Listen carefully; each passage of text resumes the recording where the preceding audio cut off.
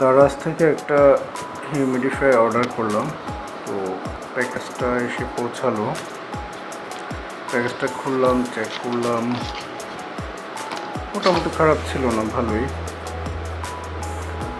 তারপর টেস্ট করার পালা, স্পেসিফিকেশনগুলো দেখে নিলাম, কি কারেন্ট সাপ্লাই থাকবে, কত ওয়াটের, কত ভোল্টেজের। দেখার পর খুললাম, ওয়াটার চেম্বার খুললাম। এখানে একটি স্টিক থাকে মেমব্রেন টাইপের, আমাদের যে স্প্রিংটা থাকবে নিচে, সেট থাকবে নিচে, আর থাকবে উপরের দিকে। পানি নিলাম, পানি নিয়ে স্টিকটা দুই পাশে ভিজিয়ে নিলাম, নাহলে কিন্তু আপনার হিউমিডিফাই হবে না, স্প্রে করবে না। দুই পাশে ভিজিয়ে নিলাম।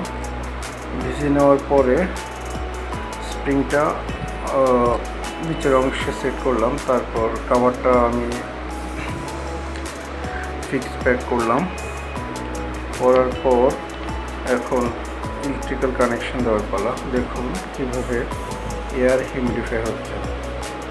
On button, of button. আবার স্টার্ট করলাম। আমি ইউএসবি কেবল দিয়ে, মোবাইল চার্জার দিয়ে এটা অন করলাম আর কি। তারপর দেখুন হাউ ইটস ওয়ার্কিং। আমার কাছে মোটামুটি ভালোই লাগলো, আপনারা ট্রাই আউট করতে পারেন। লাইট অফ করে আবার চালালাম, দেখলাম কি অবস্থা। ইটস কালারফুল, ডার্ক নাইটে খারাপ না, ভালোই দেখায়।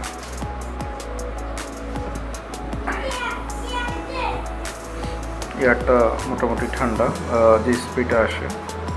আর সবসময় খেয়াল রাখতে হবে আপনার ওয়াটার চেম্বার পানি যেন খালি না হয়। আপনার এটা দেখা যায় কতটুকু পানি আছে, ট্রান্সপারেন্ট। তারপর এইভাবে কয়েকবার ট্রাই আউট করলাম, ভালোই আউটপুট, খারাপ না।